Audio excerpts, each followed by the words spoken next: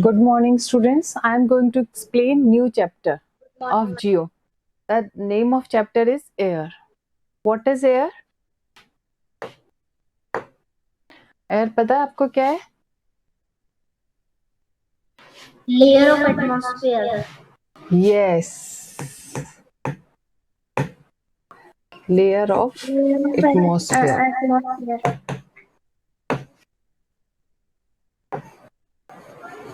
ठीक है, ये क्या है? एक्चुअली नेचर से मिला हुआ हमें फ्री गिफ्ट है, फ्री गिफ्ट ऑफ नेचर।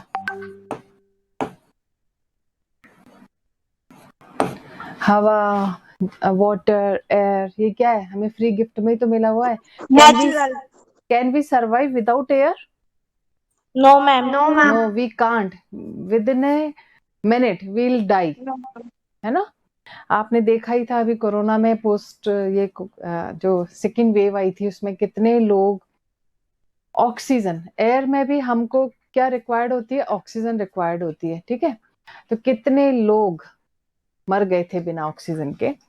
खैर, अब एयर का जो की एस्पेक्ट्स हैं, हम what will we study in the chapter air. The key aspect of this chapter is atmosphere and its composition. कि पहले सबसे पहले पढ़ेंगे एटमॉस्फेयर क्या होता है और वो कैसे कंपोज होता है, क्या कंपोजिशंस हैं। फिर लेयर्स ऑफ एटमॉस्फेयर, कितनी लेयर्स होती हैं एटमॉस्फेयर की। Importance of atmosphere, atmosphere important क्यों है। वेदर एंड क्लाइमेट, आपने ये पहले भी पढ़ा होगा weather and climate. Can you मतलब can you difference between weather and climate? What is the difference? One difference. Okay, we'll study in this chapter. Next है determining factor of weather and climate. make weather और climate के कौन से determining factors हैं, कौन से factors हैं जिसकी वजह से होता है। तो I'm going to start this chapter. Our Earth is a unique planet. Everybody knows कि our Earth क्या है? हमारा एक unique planet है। The presence of the atmosphere has helped in making it so. क्यों इतना यूनिक है? क्योंकि अर्थ पे क्या है? एटमॉस्फेयर है, इसलिए ये जो एटमॉस्फेयर है वो अर्थ को यूनिक बनाता है। The atmosphere is a huge blanket of air and is responsible for the survival of all living being. Atmosphere क्या है? एक ह्यूज ब्लैंकेट है। ब्लैंकेट समझते हो? जब ब्लैंकेट आप कवर करते हो खुद को तो चीज कवर हो जाती है, तो ये क्या है? ह्यूज ब्लैंकेट है और ये ह्यूमन बीइंग या लिविंग बीइंग के सर्वाइवल के लिए बहुत असेंशियल है, बहुत जरूरी है। ठीक है, atmosphere. Why is it called a blanket? इसको ब्लैंकेट क्यों कहा जाता है? That's because not only does the atmosphere provide us the air we breathe, but it also protects us from the harmful rays of the sun.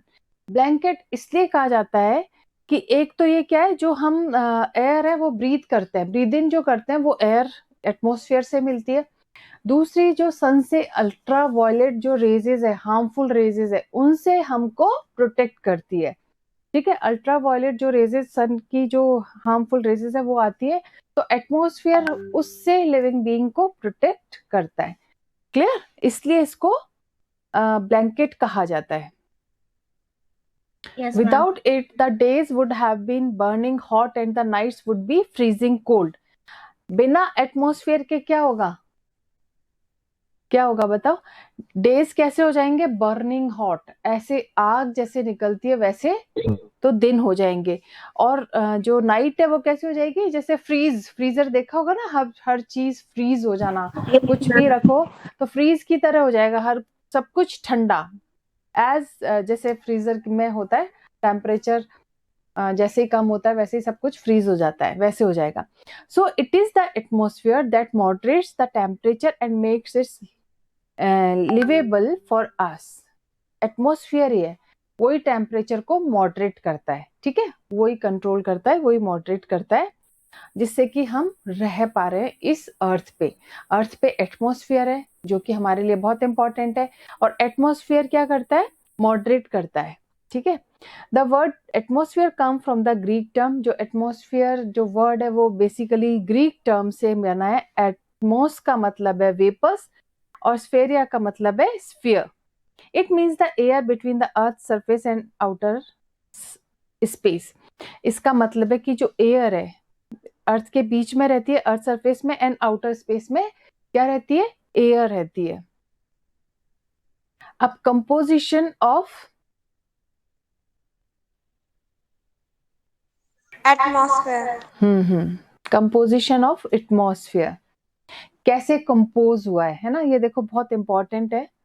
The atmosphere consist of a mixture of gases. Atmosphere में क्या है, बहुत सारी gases exist करती है, बहुत सारा mixture of gases होती हैं which are present in varying proportion, जो अलग अलग प्रोपोर्शन में प्रेजेंट रहती हैं।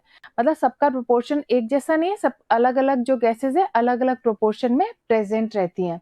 इट्स मेजर कॉन्स्टिट्यूएंट, जो मेजर कॉन्स्टिट्यूएंट है जो एटमॉस्फेयर को बनाता है, ये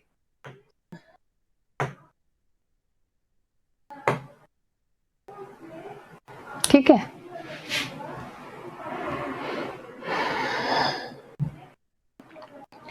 वो है नाइट्रोजन, ऑक्सीजन,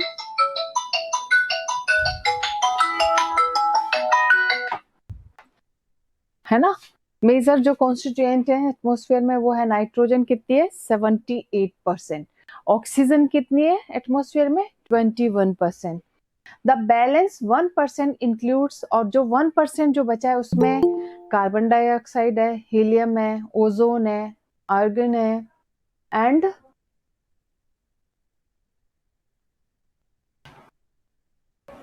हाइड्रोजन है। ये बाकी की रिमेनिंग जो गैसेस हैं वो हैं। Impurities like dust, smoke, salts, carbon monoxide and other chemicals are also present in the atmosphere. इसके अलावा बहुत impurities है एटमॉस्फेयर में। ये गैसेस तो हैं ही, मिक्सचर ऑफ गैसेस तो है ही, इसके अलावा जो एटमॉस्फेयर में प्रेजेंट है वो है डस्ट, स्मोक है, सॉल्ट्स है, कार्बन मोनोऑक्साइड है एंड दूसरे अदर केमिकल्स हैं जो एटमॉस्फेयर में प्रेजेंट रहते हैं। In its lower layer, the atmosphere contains water vapors too.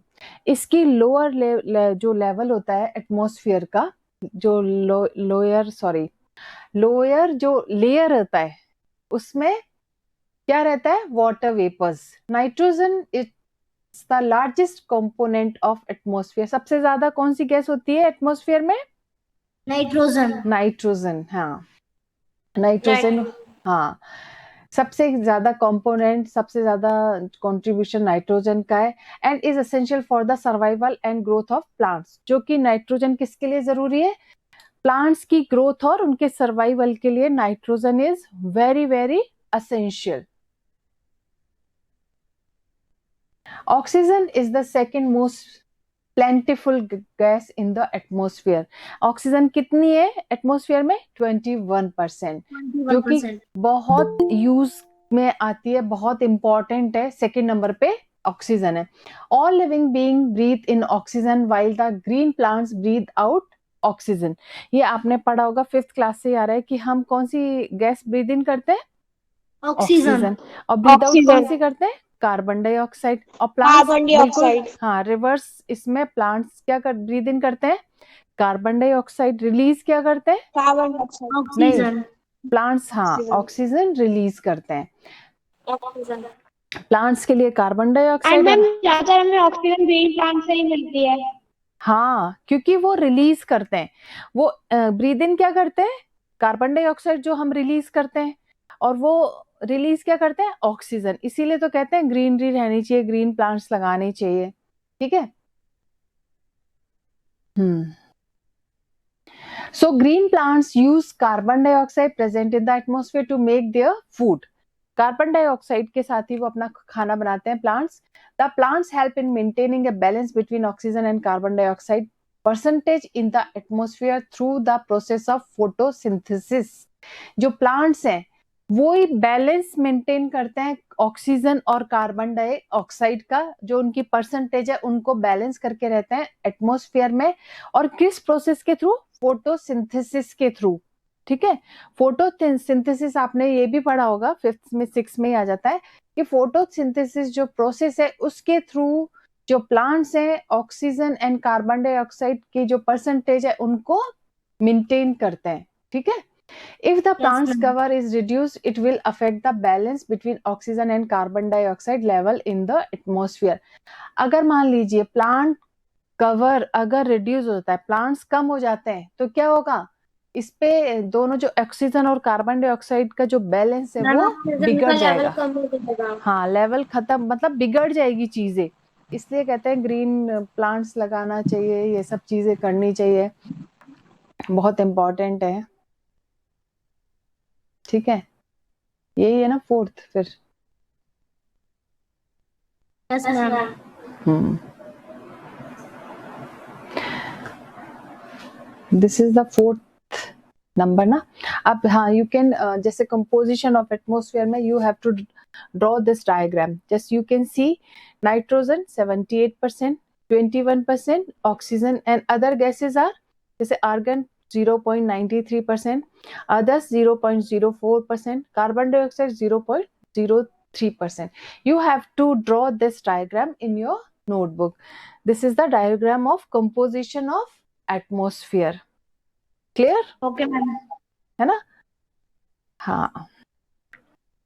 अब जो इम्पोर्टेंट सबसे इम्पोर्टेंट चैप्टर है वो है, टॉपिक है sorry, structure of the atmosphere, कि एटमॉस्फेयर का क्या स्ट्रक्चर है। तो atmosphere extend up to 1600 kilometre above the earth surface. Earth surface से 1600 किलोमीटर अप है ना, इसका एक्सटेंशन जो हम कह सकते हैं अप टू 1600 किलोमीटर है, ठीक है, above the earth surface. The density of air varies at different places. और जो एयर की डेंसिटी है वो डिफरेंट मतलब वेरी करती है, अलग अलग प्लेसेस में अलग अलग जो डेंसिटीज की एयर की रहती है। It is the highest near the sea level and become lower as we move further away from the surface. ये हाईएस्ट इसका एयर का जो डेंसिटी है वो हाईएस्ट रहती है कब, जब सी लेवल के आसपास है, एंड और जब लोअर कब हो जाती है, जब हम move further away from the, जब सरफेस से हम दूर जाते हैं, तो ये इसका जो डेंसिटी है एयर की वो क्या होती है, लोअर हो जाती है। Based on the composition, temperature and other properties our atmosphere is divided into 5 layers. हम कंपोजिशन के बेसिस पे देख लें या टेम्परेचर के बेसिस पे देख लें या अदर प्रॉपर्टीज ऑफ जो हमारे एटमॉस्फेयर में अदर प्रॉपर्टीज जो प्रेजेंट है उनके बेसिस पे देख लें, तो इसको बेसिकली 5 लेयर्स में डिवाइड किया हुआ है ना एटमॉस्फेयर को। ये बहुत इंपॉर्टेंट टॉपिक है। 5 लेयर्स कौन कौन सी है, troposphere, stratosphere, mesosphere, thermosphere, exosphere. ये आपको टिप्स पे, बिल्कुल टिप्स पे होनी चाहिए, है ना। एटमॉस्फेयर लेयर्स कौन कौन सी हैं, इनको लेयर्स को हम डिस्क्रिप्टिव इनके बारे में पढ़ेंगे नेक्स्ट में। सबसे पहले we are going to study about the troposphere. ये क्या होती है, ट्रोपोस्फेयर लोएस्ट लेयर होती है और बहुत इंपॉर्टेंट लेयर होती है एटमॉस्फेयर की, ठीक है। सबसे लोएस्ट कौन सी होती है, ट्रोपोस्फेयर, है ना। It extends to a height of about 8 kilometer at the poles and 18 kilometer at the equator. Equator तो पता ही है आपको, पता है आपको इक्वेटर, ये जो इमेजिनरी जो बीच वाली लाइन है that is called equator. Maths में भी बनी हुई आती है। हाँ हाँ बेटा, और ये कौन से होते हैं, नॉर्थ पोल और ये south pole. Clear, equator clear हो गया है ना, वैसे भी 5th क्लास से ही है आपका। तो इसका जो एक्सटेंशन है हाइट वो अबव 8 किलोमीटर है, पोल से 8 किलोमीटर है एंड 18 किलोमीटर है इक्वेटर से। समझ आ गया, इक्वेटर से और पोल से, ठीक है। Yes ma'am. Being closest to the earth, earth के क्लोज होने की वजह से this is the densest layer of the atmosphere. सबसे डेंसिटी इसमें सबसे ज्यादा होती है क्योंकि ये अर्थ के क्या है, सबसे क्लोजेस्ट होती है। ट्रोपोस्फियर अर्थ के बहुत क्लोज होता है, इसलिए में सबसे जो लेयर है वो डेंसेस्ट होती है एटमॉस्फेयर में। All weather related phenomena such as clouds, जो सारे वेदर्स हैं, फिनोमेना जो भी चीजें होती हैं, जैसे क्लाउड्स हो गए, फॉग हो गया, रेनफॉल हो गया, हेल हो गया, स्टॉर्म हो गया, lightning etcetera, take place in this, ये सारी चीजें किसमें होती है? ट्रोपोस्फियर में। ये याद रखना, ये सारी जितनी भी एक्टिविटीज है, सारी चीजें जो नेचुरल फिनोमेना है, सब ट्रोपोस्फियर में होता है। Here the temperature of air decrease with increasing height at the rate of 1 degree Celsius for every 165 meters में। टेम्परेचर ऑफ एयर डिक्रीज होता रहता है जैसे जैसे हम हाइट इंक्रीज होती है, मतलब जैसे जैसे हाइट पे जाओगे तो टेम्परेचर क्या होगा? डिक्रीज होता चला जाएगा, ठीक है। और किस रेट से डिक्रीज होता है? 1 degree Celsius for every 165 meter पे, जैसे जैसे हम ऊपर अप जाएंगे 165 मीटर्स पे 1 डिग्री सेल्सियस क्या होगा? डिक्रीज होता चला जाएगा। This is known as the normal lapse rate. इसको हम कहते हैं नॉर्मल लैप्स रेट के नाम से जाना जाता है। The uppermost edge of this layer is called tropopause. जैसे जो ये हम देख रहे हैं कि जो 1 डिग्री सेल्सियस है 165 मीटर्स में, जैसे जैसे हाई अप जाएंगे डिक्रीज होता जाएगा, इसको नॉर्मल लैप्स रेट के नाम से जाना था। जो अपर मोस्ट एज है, किनारा होता है जो इस लेयर का होता है, वो कहलाता है ट्रोपोपॉज। क्लियर हो गया है ना? जो इस लेयर का जो एज है, किनारा, उसको ट्रोपोपॉज के नाम से जाना जाता है। And beyond this the temperature stops decreasing, और इसके बियॉन्ड जो टेम्परेचर क्या हो जाता है? डिक्रीज होना स्टॉप हो जाता है, बंद हो जाता है, डिक्रीज होना खत्म हो जाता है। The troposphere absorb maximum heat and protect us from excessive heat throughout the day and maintains a certain temperature level at night.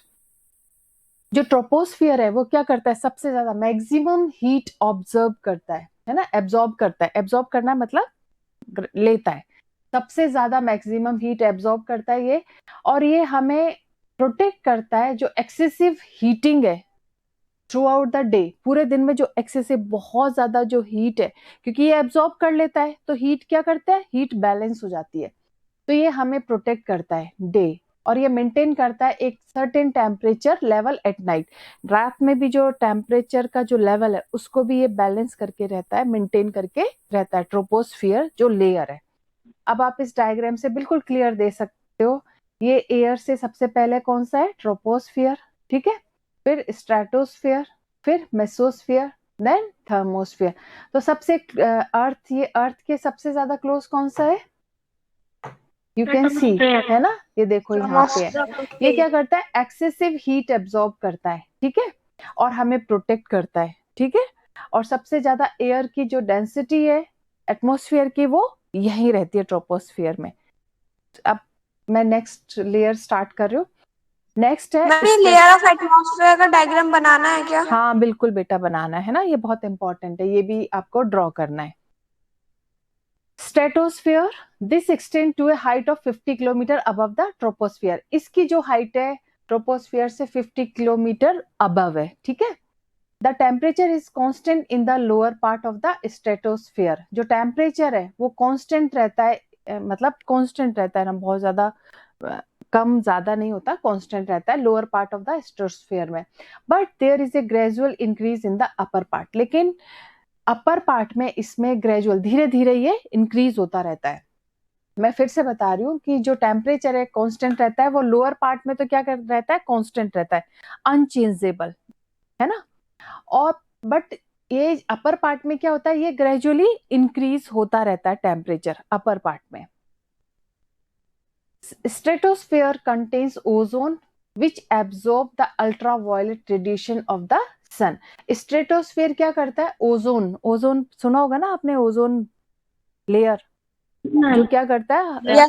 Ultraviolet, जो सन की अल्ट्रावायलेट रेजेस हैं, जो हार्मफुल रेजेस हैं, उनको एब्जॉर्ब करता है, ये उनको हम तक पहुंचने नहीं देता। तो ये स्ट्रेटोस्फियर का बहुत इंपॉर्टेंट पार्ट है ना। ये रेडिएशंस जो सन से क्या निकलती है? रेडिएशंस निकलती हैं। अब क्या हुआ है? आपने सुना होगा ओजोन लेयर में क्या हो गया? होल हो रहे हैं। किस लिए हो रहे हैं? पोल्यूशन की वजह से। तो अब क्या है, धीरे धीरे अगर ऐसे ही हम अपने पोल्यूशन पे कंट्रोल नहीं किया तो क्या होगा, होल हो जाएगा, तो फिर ये एब्जॉर्ब नहीं कर पाएगा, और जो अल्ट्रा वायलेट रेडिएशन है वो डायरेक्टली कहाँ आएंगी, अर्थ पे आएंगी, जो कि बहुत अर्थ हार्मफुल है लिविंग बीइंग के लिए, ठीक है। Okay Being a ma'am. cloud-free zone where no weather phenomena takes place, this layer is ideal for jet flying. देखो ये इस स्ट्रेटोस्फीयर में सबसे ज्यादा आइडियल है किसके लिए, जेट फ्लाइंग, यहाँ पे जेट फ्लाई कर सकते हैं, ठीक है। Being a cloud free zone, ये क्लाउड फ्री जोन होता है, मतलब यहाँ पे क्लाउड्स नहीं होते, ट्रोपोस्फीयर में होता है, यहाँ पे कोई क्लाउड नहीं होता, कोई वेदर फिनोमेना नहीं होता, कोई वेदर ठंडी गर्मी सर्दी ये कुछ नहीं होता, इस लेयर में बस ये जेट फ्लाई कर सकते हैं, जेट फ्लाइंग के लिए इंपॉर्टेंट है।